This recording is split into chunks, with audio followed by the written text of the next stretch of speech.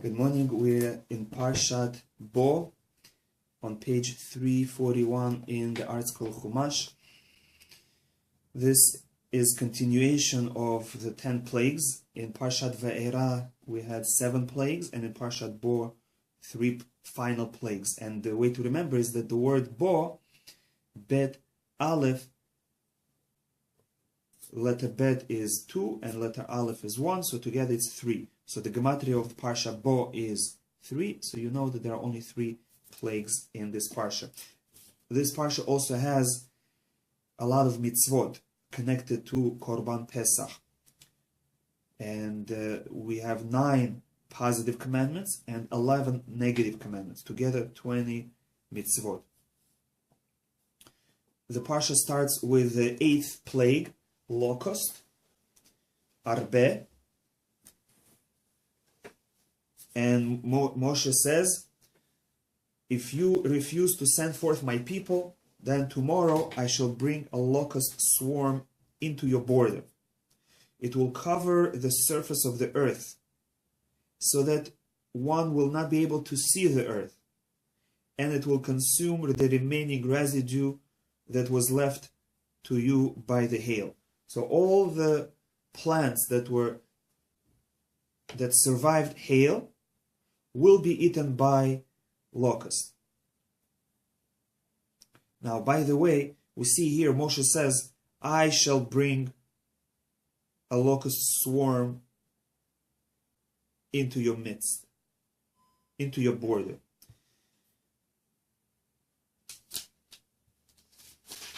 We have 10 plagues, and out of the 10 plagues, the first 3 were done by Aharon alone, Dam Tzfardei Kinim.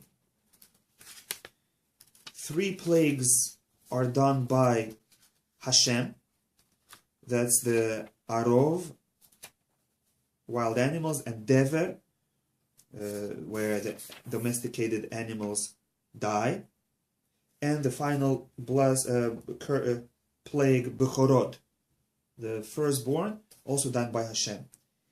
And 3 plagues are done by Moshe, which is Barad, the hail, Arbe, locust, which is this one, and Choshech, and darkness. So we have 3 by Aharon, 3 by Moshe, and 3 by Hashem, and 1 is done by everybody. That is Shechin. Moshe and Aharon together, of course, with help of Hashem, where Moshe and Aaron took together the handfuls of ash. Aaron took a whole handful of ash. Moshe took, and then Aaron piled the ash onto Moshe's hands, and then Moshe threw it up himself.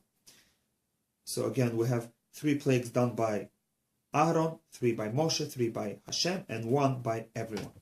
So this one is done by Moshe. Moshe says, I shall bring a locust swarm into your border. So in Pasuk 7, Pharaoh's servants said to Pharaoh, how long will this be a snare for us? This is like a trap for Egyptians. Send out the man. Don't you know that Egypt is lost? So here the people of Pharaoh rebel against Pharaoh and they protest. So Pharaoh listens to them and gives permission. Moshe and Aaron will return to Pharaoh, and Pharaoh said to them, go and serve Hashem, your God. But now Pharaoh starts talking about the details, and he says, which ones are going? Who is going to go?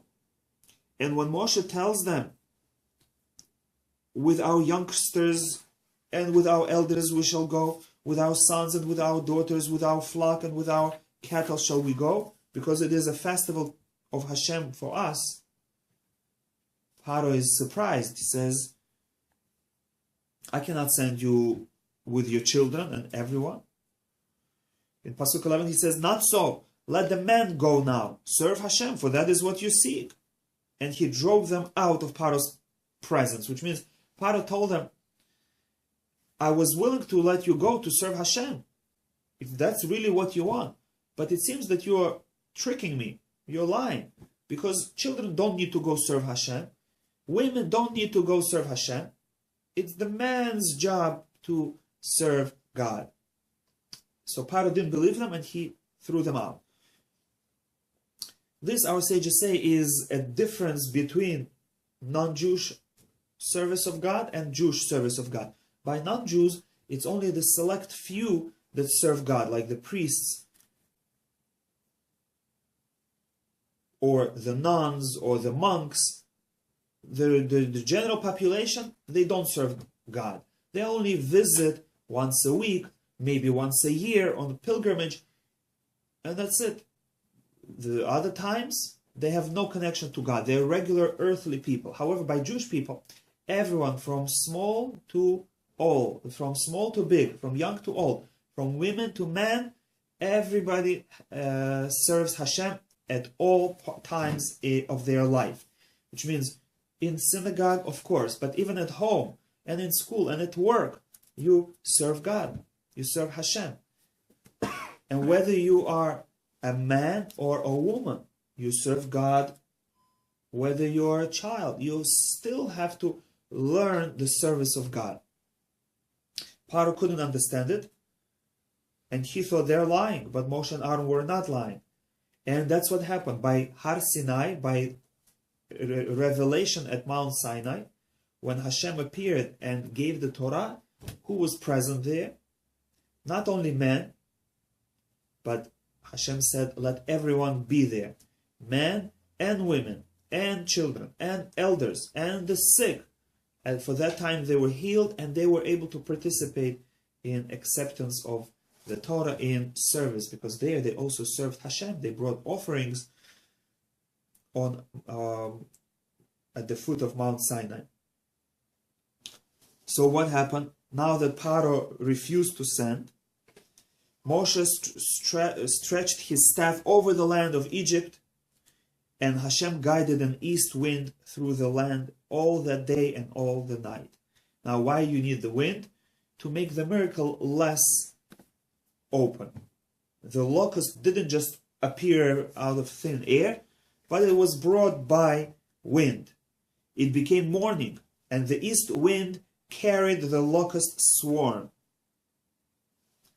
The locust swarm ascended over the entire land of Egypt, and it rested in the entire border of Egypt very severely. There was never a locust swarm like this in the history of Egypt. And the land darkened, and it ate all the grass, all the fruit, everything that hail left over. No greenery remained on the trees or the grass of the field in the entire land of Egypt. Now Pharaoh admits his guilt and begs for forgiveness and asks to remove the plague. Pharaoh hastened to summon Moshe and Aaron and said, I have sinned to Hashem, your God, and to you.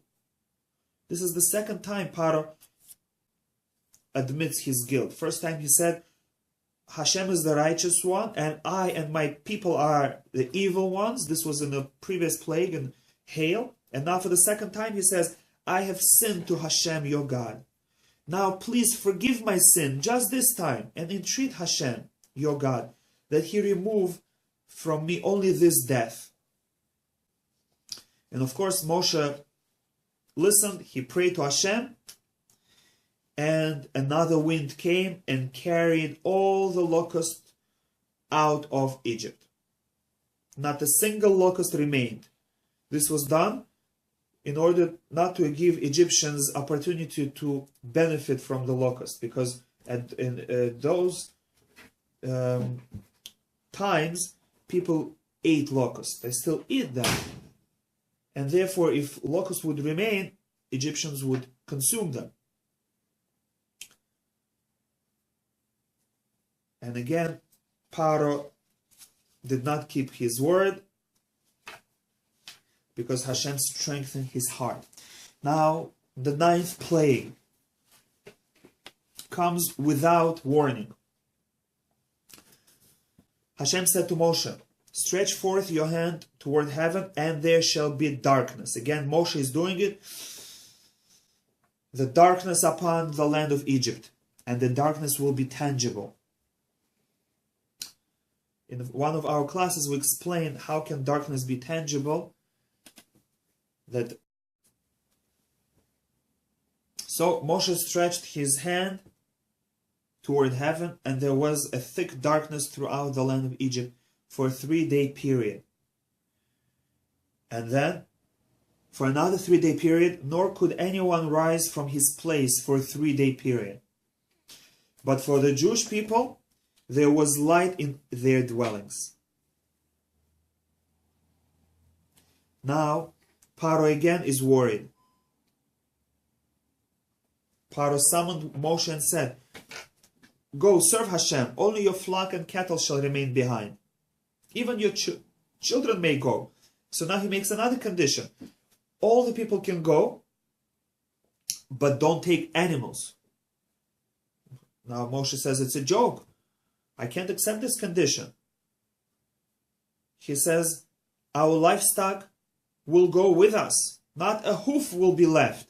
And he says, not only that, even you will place in our hands feast offerings and elevation offerings, and we shall offer them to Hashem. Which means Moshe says, he's making fun of Pharaoh. He says, not only you're going to let all of us go, you're even going to let all our animals go. We're not even going to leave a hoof, but you even going to beg us to take your animals and to slaughter them for Hashem.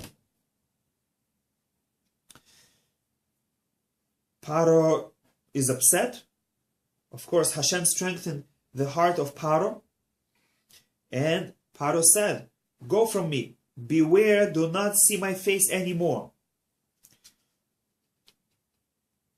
And Moshe said, "You have spoken correctly. I shall never see your face again." Which means, I'm not going to come to you to see your face. Next time, it's you who are going to run to me and beg me to save you. Now, page 347, chapter 11. Hashem said to Moshe, this is the warning of the plague of the firstborn. "One more plague shall I bring upon Pharaoh and upon Egypt. After that, he shall send you forth from here. But before you do, please speak in the ears of the people. Let each man ask of his fellow, and each woman from her fellow, silver vessels and gold vessels." Hashem granted the people favor in the eyes of Egypt, and they willingly gave them all their gold and silver. Again, this is a place where people ask, did they borrow the utensils? Because the Hebrew word v'yish'alu can be translated as borrow, shoel.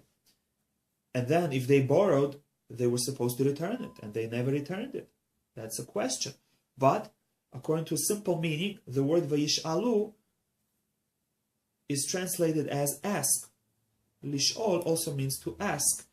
So Hashem says, please ask your neighbors for gold and silver. And when you ask, the assumption is that it's forever. Now Hashem describes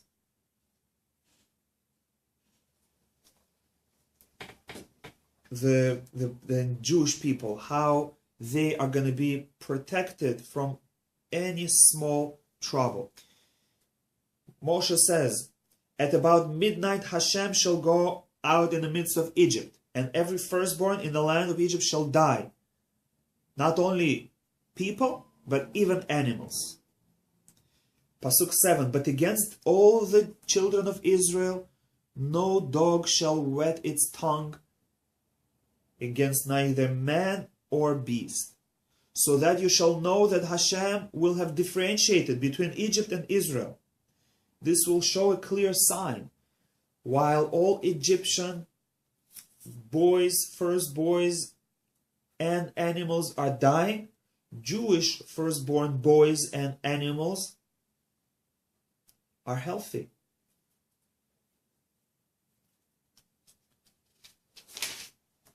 "After that I will leave." And he left Pharaoh's presence in a burning anger. And Hashem again warns Moshe, even after this, Pharaoh will not listen to you. Why? So that my wonders may be multiplied in the land of Egypt. Again, Hashem does miracles not only to punish Egyptians, which they deserve, but also to teach the Jewish people about greatness of Hashem, about the love that Hashem has for his people, and that anyone who touches Jewish people will be punished by Hashem. Our sages compare someone who raises his hand against a Jew as if he is sticking his finger into his own eyeball. He's hurting himself. Just touching a Jew will immediately cause Hashem to punish this person. Now we learn our first mitzvah in the Parsha, and this is the mitzvah of sanctification of the new month and establishing of the calendar system. The famous words, HaChodesh Hazeh Lachem Rosh Chodashim. This month shall be for you the beginning of the months. This is the month of Nisan. The month of Nisan is the first of the months in the Jewish calendar, even though this is not the beginning of the year. The beginning of the year is Rosh Hashanah, the 7th month, Tishrei, but Nisan is the first month, because in Tishrei, or by Rosh Hashanah, the whole world was created. So that is, Tishrei is the first month for the entire humanity, for both Jews and non-Jews. However, Jewish people, after Exodus, have a special month for themselves. And that is the month of Nisan, the month of redemption, the month of Geulah. And so for the Jewish people specifically, the first month is Nisan. So again, the Jewish calendar system is based on the moon, but it has to be adjusted according to the solar year. And so even though our months we count by the moon, but our years go in accordance with the solar cycle, and therefore our spring is always spring, and our holidays are always in the proper season. Now we speak about the Pesach offering. On the 10th of this month, Hashem is speaking on Rosh Chodesh, the first of the month of Nisan, and he's telling Moshe what's gonna be on the 10th of this month. The Jewish people must take for themselves, each man, a lamb or a baby goat for each father's household. One lamb for family. Take it on the 10th and examine it, Pasuk 6, until the 14th day of the month, and then slaughter it in the afternoon. This is called the Pesach offering. Take some of its blood and place it on the 2 doorposts and on the lintel of the houses in which they will eat it in. They shall eat the flesh roasted over the fire, and matzot with bitter herbs. So here we have 3 mitzvot, 2 positive and 1 negative. Positive mitzvah is to bring Pesach offering on the afternoon of 14th of Nisan. The second positive commandment is eat the meat of the Pesach offering roasted the night of 15th of Nisan. And the negative commandment is do not eat it rare, which means not fully roasted or cooked. Eat it roasted but not cooked in water or in a pot. It must be cooked roasted over fire. And on the next page we have another negative commandment. You shall not leave any of it until morning. You have to consume it at night. Now, why such strange commandments? Every family must take a lamb and keep it next to their bed for a few days, examine it, and then in the afternoon, in the middle of the day, afternoon, slaughter it and then you're supposed to roast it whole, over fire, in the open air. Cannot cook it with a lid on. All this is done to show the Egyptians that we're not scared of them, that our God is protecting us, that no one can hurt us. And even though all the Egyptians are watching, we're doing it in their face. They see how we take the animal. They hear the animal next to our bed. This is the animal that they worship. This is the animal that they worship, right? They see us slaughtering the animal. They see us sprinkling the blood over our doorpost and the lintel. They smell the smell of the burning flesh, of the roasting meat. And the entire land of Goshen is filled with this aroma of roasting meat, of their God being roasted, and they cannot do anything. And this shows the emunah, the faith of the Jewish people, the trust they had in Hashem, not being afraid of their masters, of the Egyptians. After so many years of being oppressed, persecuted, killed, and beaten, we are going and taking the most precious possession that they have, and we're killing it in front of them, and we're roasting and we're eating it in front of them, and we're not afraid. And in the merit of this emunah, of this trust that the Jewish people showed in Hashem, Hashem saves the Jewish people and takes them out of Egypt.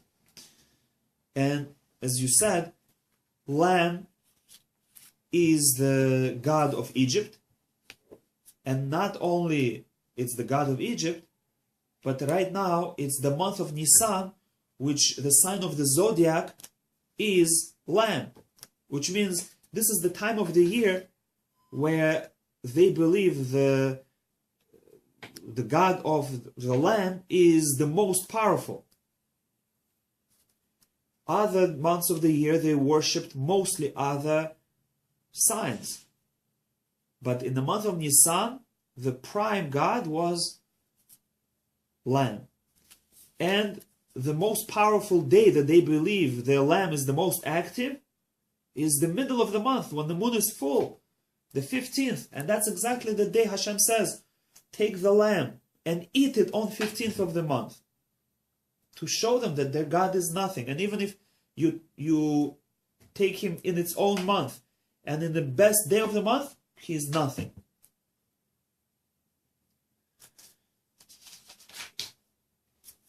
Then a few laws about Pesach offering in the future are given.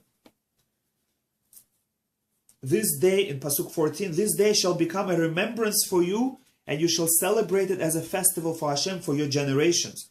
As an eternal decree shall you celebrate it. For a 7-day period shall you eat matzot. And on the previous day, you shall nullify the leaven, all chametz from your homes. Because anyone who eats chametz, that soul shall be cut off from Israel. From here we learn the positive commandment to destroy chametz on the 14th of Nisan. And we also learn the punishment for someone who eats chametz, spiritual excision, karet. On the first day, we're not allowed to do work. And the 7th day, Pesach festival.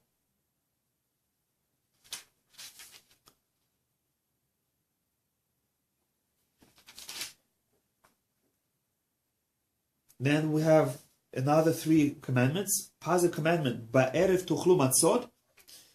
In the evening of the 14th day of the month, you shall eat matzot. So as the 14th turns into 15th, we have a positive commandment to eat matzah. That is an obligation. For the rest of Pesach, it is only a positive commandment if you eat. If you decide to eat matzah, eat matzah. But if you don't eat matzah, you don't have a positive commandment. As long as you don't eat chametz, you can eat anything you want. But on the first night, you must eat matzah. A negative commandment Seor lo yimatzeh b'vatechem, leaven should not be found in your possession for 7-day period. And kol machmetzet lo tochelu, another negative commandment, don't eat chametz mixture. Not only you're not allowed to eat chametz itself, but even a mixture in which there is a little bit chametz, not allowed to eat. Moshe called to all the elders of Israel and explained to them the procedure. Buy or get your own lamb, slaughter it, then take a bundle of hyssop, dip it into the blood, and touch the lintel and the 2 door posts with some blood. And Jews must stay indoors for that night. No man shall leave the entrance of his house until the morning. And that is because on that night, Hashem is going to smite all Egyptians. And we have a rule that at the time when a destroyer is let loose, don't put yourself in danger, because the destroyer is not going to differentiate between a righteous and evil. And therefore, don't put yourself in a place of sakana, in a place of danger. And that is because we have a more fundamental rule that Hashem allows for freedom of choice. And Hashem does not want to do anything that's going to take the freedom of will from people. And if you mix good and bad together, and you only strike the bad, then everyone will see clearly that being bad is punishable, and everyone will be forced to be good.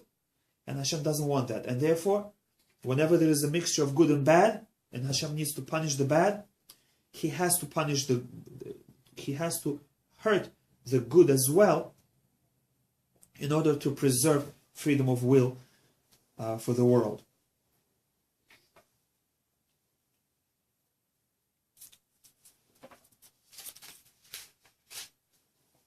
Now the 10th plague begins. It was at midnight, Pasuk 29, that Hashem smote every firstborn in the land of Egypt, from the firstborn of Pharaoh to the firstborn of captive, and every firstborn animal.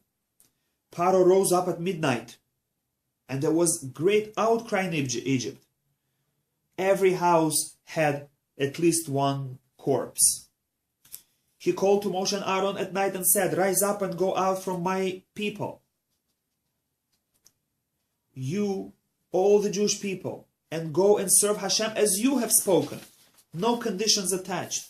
Take even your sheep and your cattle as you have spoken, and bless me as well."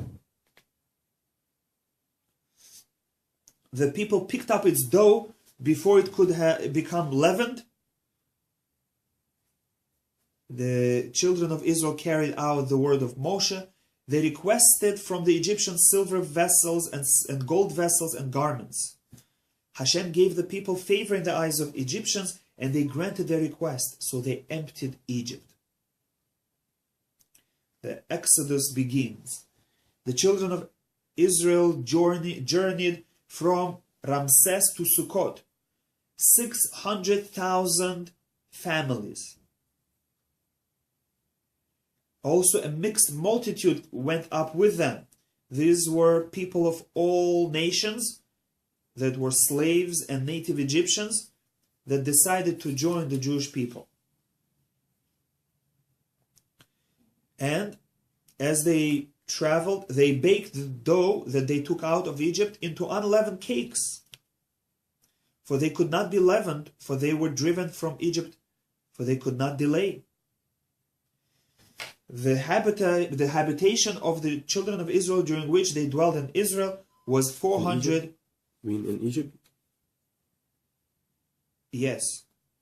And 30 years. This is a pasuk that is difficult to understand. Right? How is it that the Jewish people spent in Egypt 430 years?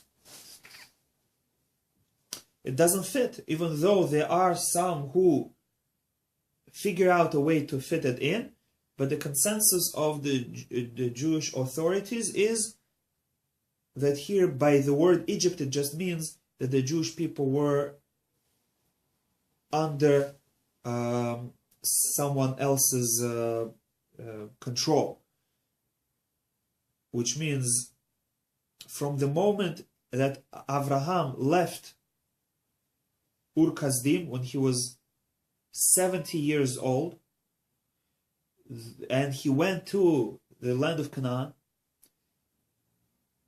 at the time of Brit Ben Abitarim, Abraham was 70 years old. This was 30 years before Yitzchak was born. We started counting. And then 400 years from Yitzchak's birth until the Jewish people came out of Egypt.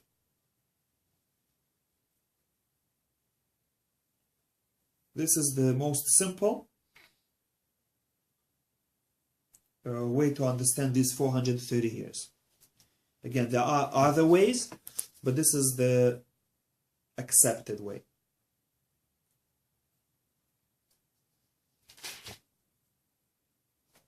Additional laws of the Pesach offering. The negative commandment, Kol ben nechar lo yochal bo, that anyone who is either a non-Jew or a Jew who serves idols is not allowed to eat Korban Pesach. Toshav Sachir lo yochal bo, a Jewish, not a Jewish, but someone who lives with Jewish people, a hired worker, or a traveler who just happens to live next to us, is not allowed to eat Korban Pesach. He doesn't serve idols, but he's not a Jew, so he's not allowed to eat Korban Pesach. Next negative commandment, Lo totzi min habayit. You're not allowed to take out the meat of Korban Pesach out of the group where you're eating. It has to be eaten in a group, family or extended family, and cannot bring it to another group. Ve'etzem lo tishburu bo, and you're not allowed to break a bone. You can eat the meat, you can cut between bones, but cannot break a bone. And negative commandments, V'chol arel lo yochal bo, anyone who is not circumcised is not allowed to eat Korban Pesach. And then we have a positive commandment, Kadesh li kol bechor, to sanctify every firstborn, whether it's by people or animal. But this particular commandment is for animals. We sanctify the firstborn animal and we bring it to Yerushalayim and we offer it as a korban. Now this is the first portion of Tefillin. Tefillin has 4 portions. This is the first one of them. And that's how it's called, Kadesh li kol bechor. And in it, we mention Exodus of Egypt.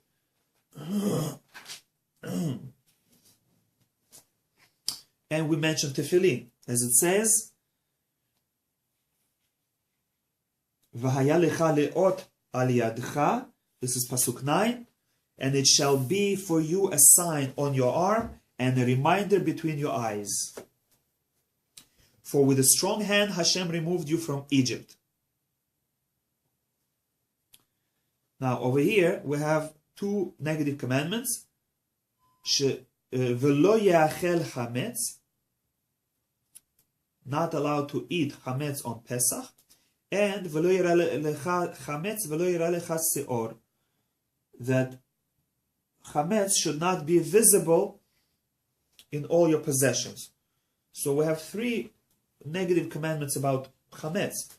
We're not allowed to eat chametz, we're not allowed to possess chametz, and we're not allowed to see chametz. Possession and seeing is the chametz that is ours. If it's a chametz that belongs to a non-Jew, we're allowed to see it. And we have a positive commandment, Vehigateta levincha bayom hahu, and that is, tell your children on that day the story of Exodus. And that is that on the night of Exodus, which means the first night of Pesach, We have a positive commandment to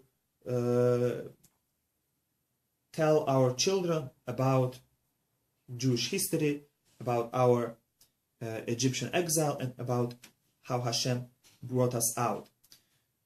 And we do this by reading the Haggadah of Pesach.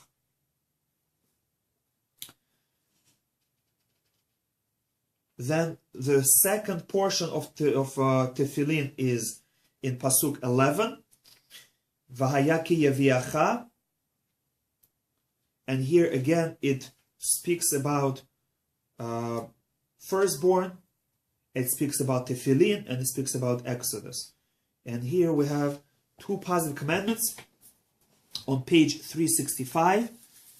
V'chol peter hamor tivde v'seh, that if you have a firstborn of donkey, you have to redeem it with a sheep, and then that sheep you give it to Kohen.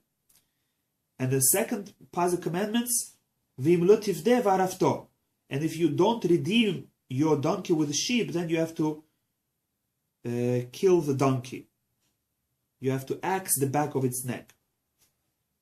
And here, again, the Torah says, "Vayaleot al yadcha ultotafot beinenecha."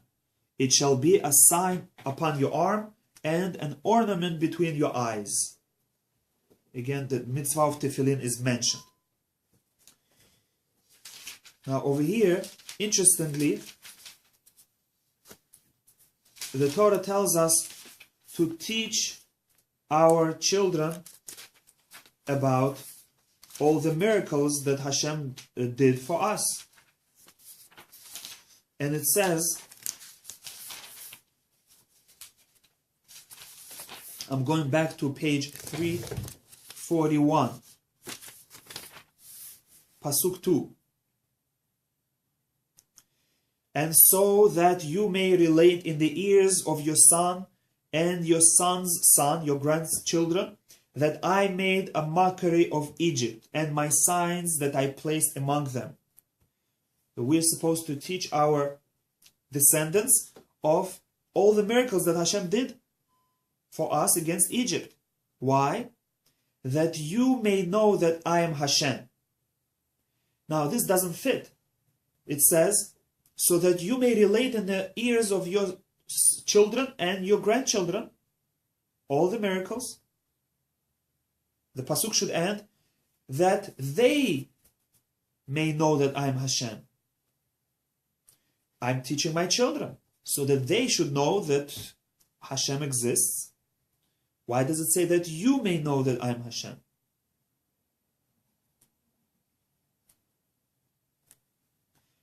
And here it teaches us a great principle, that we have a statement from our sages that says, I learned a lot from my teachers, and I learned even more from my friends, colleagues, and I learned even more from my students. That the benefit of teaching somebody is not only that they're going to know the information, but the benefit is that I will understand it better, I will remember it better, and it will have a greater effect on me. It says that if you want to remember the information, the best way, teach it to someone else. So here it says, when you relate in the ears of your children about all the miracles that I did against the Egyptians, then you will know that I am Hashem. When you repeat constantly and teach others about Hashem, you will be strengthened. And therefore it says, we read by Haggadah, and even if we're great sages, and even if we are Talmidei Chachamim, we still have obligation to speak about the miracles of Egypt. We need it as well to strengthen our emunah, strengthen our knowledge of Hashem, to strengthen our trust in Hashem.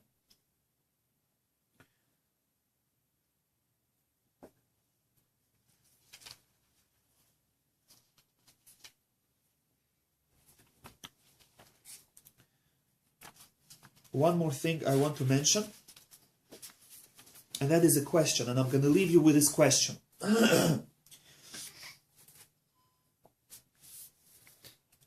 Hashem said to the Jewish people, before you leave Egypt, ask your neighbors and friends for gold vessels and silver vessels. Why? Because I promised Abraham that his children are going to be oppressed. They're going to be enslaved for many, many years. But then their great-grandchildren are going to come out of Egypt and they're going to go back to the land of Israel. And they're not going to come out empty-handed. They're going to come out with all the wealth of Egypt. Which means I will reward the great-grandchildren for all the labor that their great-grandparents, grandparents, and their parents suffered in Egypt. They're going to get the benefit. They're going to become free. They will get all the money of Egypt. They will receive the Torah. They will see all the miracles. So the question is, it seems not fair. Why should 3 generations suffer, work hard, so that the 4th generation should have easy life, should benefit? Is it worth it for me to suffer, to be beaten, to work hard, even killed? Even if I know that because of this, my great-grandchildren are going to benefit. Why should one generation suffer and another generation have a good life?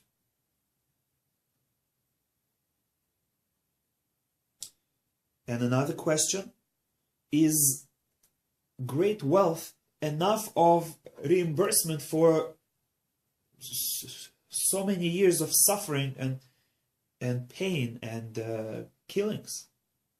Just because Hashem is going to give money, gold and silver, to the great-grandchildren, is that enough to pay back for all the pain and suffering of their ancestors? These are the 2 questions. Think about them and see if you can come up with an answer. Thank you.